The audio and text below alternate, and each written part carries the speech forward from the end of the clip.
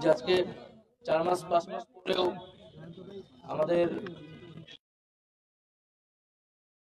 আমাদেরকে শহীদ মিনারে আসতে হয়।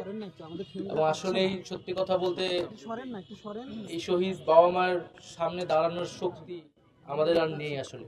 কারণ আমাদের এই শহীদের মিছিল এত লম্বা হচ্ছে, আমরা শুধু এটাই বলবো যে শহীদ আরাফাত 12 বছর বয়সী একজন শিশু, ফ্যাসিবাদের বিরুদ্ধে দেশকে স্বৈরাচার মুক্ত করতে সে রাস্তায় নেমেছিল।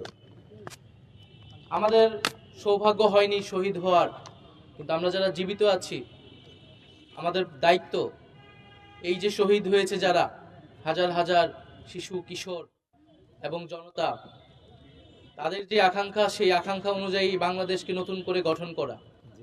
নুরতাজে অর্ডার করে জিতে নিন গাড়ি, বাইক, আইফোন সহ কোটি টাকার পুরস্কার। অর্ডার করতে ভিজিট করুন nurtaj.com। মাদ্রাসা শিক্ষার্থীদের ব্যাপক অংশগ্রহণ এবং রক্তত্যাগ, আত্মত্যাগ রয়েছে। আমরা শুধু এই আন্দোলনই না, এই সরকারের পুরা 15 বছরের ফ্যাসিবাদী শাসনকালে আমরা দেখেছি যে মাদ্রাসার শিক্ষার্থীদের প্রতি ছিল। মাদ্রাসা শিক্ষার্থীরা বিভিন্ন সময় সরকারের রোষানলে পড়েছে, বঞ্চনা এবং অবহেলার শিকার হয়েছে। আমরা 13 সালে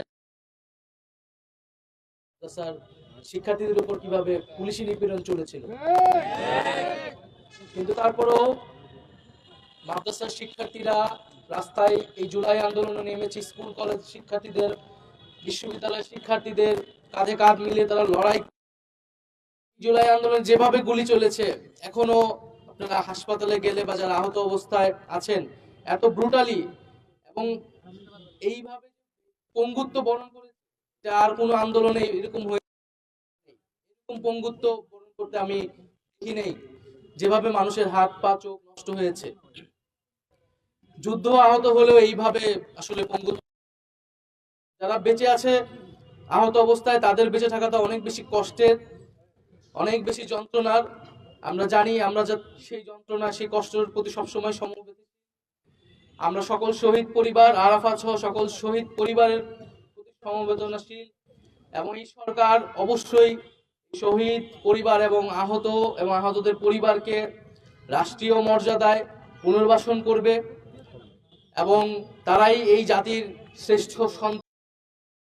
আমাদের সরকারের ব্যর্থতা বা সীমাবদ্ধতা নিয়ে কিন্তু কষ্ট হয় যখন আমরা দেখি যে আমরা এই শহীদ পরিবার, আমরা এই জুলাই গণহত্যা, আমরা আমাদের এই গণহত্যাকারীদের বিচার, এগুলা বাদ দিয়ে আরো নানান ইস্যু নিয়ে আমরা কথা বলি। আমরা দেখি যে দেশে বিভিন্ন জায়গায় বিভিন্ন ধরনের দাবি দেওয়া এবং আন্দোলন হচ্ছে। আমরা সকল দাবি দেওয়ার প্রতি, আন্দোলনের প্রতি শ্রদ্ধাশীল, কিন্তু আমরা বলবো যে প্রায়োরিটি বুঝতে হবে আমরা কি কাজের জন্য এখানে এসেছি, এবং সেই কাজটা করতেই সরকারকে সহায়তা করতে হবে।